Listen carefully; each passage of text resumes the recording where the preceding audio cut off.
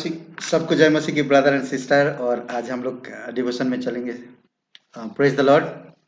आइए हम लोग प्रार्थना करते हैं। उससे पहले पवित्र और जीवित और सर्वशक्तिमान परमेश्वर, दयालु और कृपालु परमेश्वर, धन्यवाद इस दिन को, इस समय को पिता तेरे चरणों पर रखते हैं।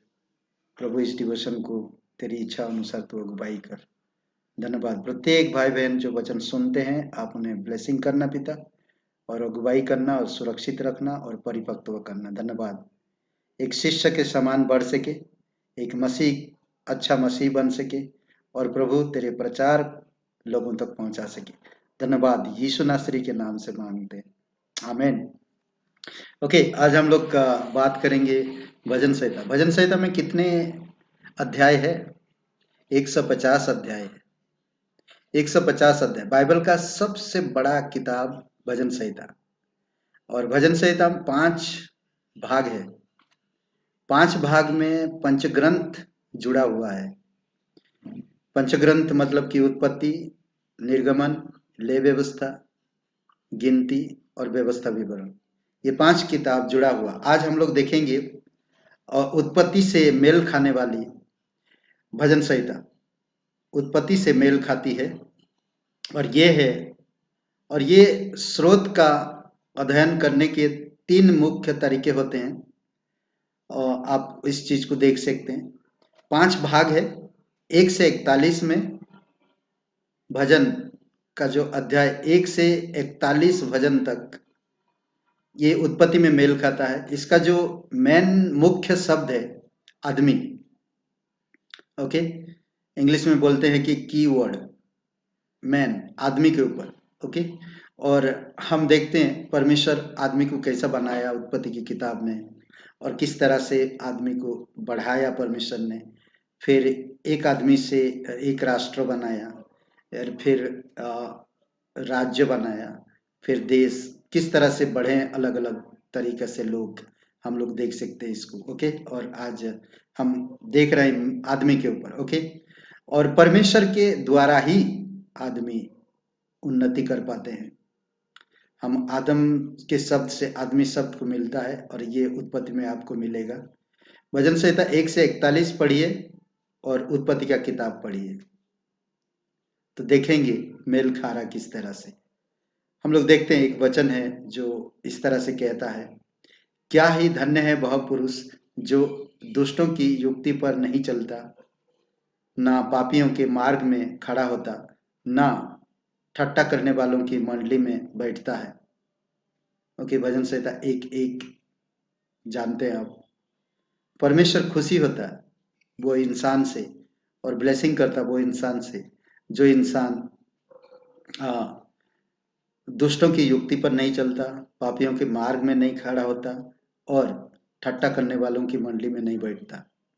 वो रात दिन परमेश्वर की वचनों पे मनन करते रहता है। और भजन संहिता 8:4 में कहता, तो फिर मनुष्य क्या है कि तू उसका स्मरण रखे, और आदमी क्या है कि तू उसकी सुधि ले। परमेश्वर शुरू में कहता कि इंसान को बुराई से अलग रहना चाहिए, ठट्टा, दुष्ट और पापियों के मार्ग, ये सब चीजों से अलग रहना चाहिए। और मनुष्य क्या है? परमेश्वर मनुष्य से बहुत प्यार करता और इंसान से प्रेम करता, इसीलिए उनका ध्यान रखता है, और वो उसको भूलता नहीं कभी। परमेश्वर इंसान को कभी नहीं भूल सकता, क्योंकि देखेंगे आप उत्पत्ति की किताब में किस तरह से इंसान को बनाया, फिर आदन की बगीचा से निकाल दिया, फिर उनको कहा था फूलो फलो और पृथ्वी में भर जाओ। और देखेंगे हम उत्पत्ति की किताब में इस तरह से बढ़ते गए लोग। और 25:12 में कहता है, वह कौन है जो यहोवा का भय मानता है, यहोवा उसको उसी मार्ग पर जिससे वह प्रसन्न होता है चलाएगा। ओके, जो भी इंसान परमेश्वर का भय मानता, परमेश्वर उसी मार्ग में उसको चलाएगा भी, और उससे प्रसन्न भी होगा। भजन संहिता 25:12 में। और 84:8 में कहता, 34:8 में, क्या ही धन्य है परमेश्वर, कहता इसमें, परमेश्वर देखो कि यहोवा कितना भला है ना। परमेश्वर परख कर देखो कि यहोवा कितना भला है, क्या ही धन्य है वह पुरुष जो उसकी शरण लेता है। अद्भुत है। हमें हमें परमेश्वर से अलग नहीं होना चाहिए। परमेश्वर हमसे बेहद प्यार करता है, हमारे साथ उसका लगाव है, हमारे साथ उसका प्रेम है, हमारे साथ उसका दया है, हमारे साथ उसका अ, हमेशा लगाव रहता है और हम पर निर्भर और हम पर भी भरोसा रखता है परमेश्वर, ताकि हम अच्छे में चले और परमेश्वर की स्वभाव और चरित्र, उसकी गुण और राष्ट्र को हम इस धरती पर दिखाए। और दूसरी बात कहता है 34 का 12 में, वह कौन मनुष्य है जो जीवित जीवन की इच्छा रखता और चाहता दीर्घायु चाहता है ताकि भलाई देखे। तो परमेश्वर के अलावा हम और कहीं भी भलाई नहीं मिल सकता। इसलिए बहुत जरूरी है कि हमको समझना, आज दुनिया में किसी के भी किस पर हम चाहत रखें, किस में हम जीवन की आशा रखें, कैसे आशा रखें।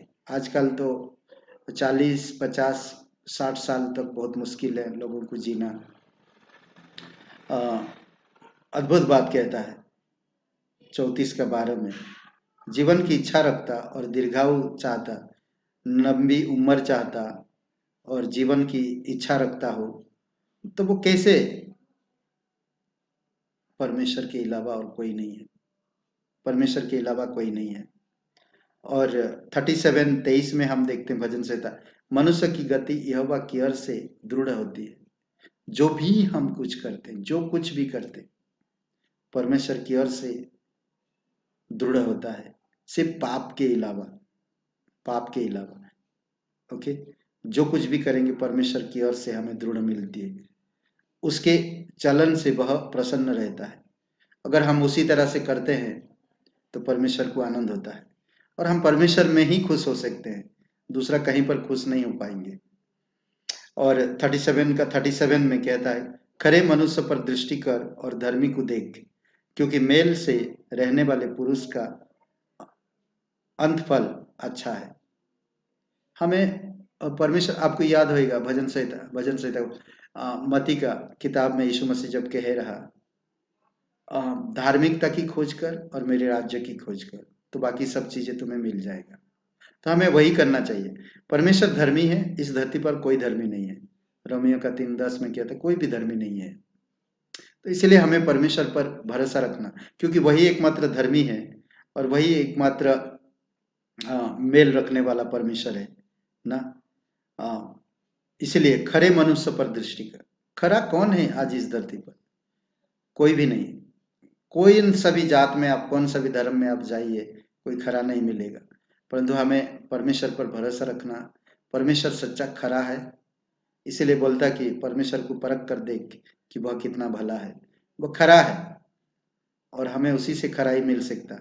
और अगर हम ज्यादा दिन तक जीवित रहना है तो हमें उसी की धार्मिकता की खोज करना है। ओके, और आखिरी में 40 का 4 में, क्या ही धन्य है वह पुरुष जो यहोवा पर भरोसा रखता है, अभिमानी और मिथ्या की ओर मुड़ने वालों की ओर मुंह ना फेरता हो। ओके, जो इंसान परमेश्वर पे भरोसा रखेगा वो इंसान कभी भी अभिमानी, मिथ्या, झूठ में वो कभी भी शरण नहीं लेगा। तो इसलिए आप पढ़िएगा ये सारे वचन जो मैंने दिया, और याद रखिए उत्पत्ति में मेल खाने वाला भजन पहला भाग 1 से 41 अध्याय तक पूरा उत्पत्ति में मेल खाता, और इसका मुख्य संबंध है मनुष्य, इंसान। ओके, परमेश्वर इंसान से बहुत प्यार करता है और इंसान को चाहता है। ओके, आमीन। आइए हम लोग प्रार्थना करते हैं। पवित्र पराक्रमी सर्वशक्तिमान परमेश्वर, धन्यवाद देते हैं प्रभु, जो इंसान खराई से, जो इंसान धार्मिकता की, जो इंसान आपके साथ मेल रखता, जो इंसान प्रभु, वो इंसान उसका आयु भी बढ़ेगा जो आपके साथ चलेगा। मैं जीवन का आशा रखता और मैं बुराई करूंगा तो मैं कभी जीवन की आशा नहीं रख सकता। प्रभु आप प्रत्येक भाई बहनों को अभिषेक करो, आशीषित करो, अगुवाई करो पिता, उनको उनको अगुवाई करो पिता। धन्यवाद, तेरी स्तुति महिमा करते हैं, यीशु नासरी के नाम से मांगते हैं, आमीन आमीन। सबको आशीष मिले, बहुत बहुत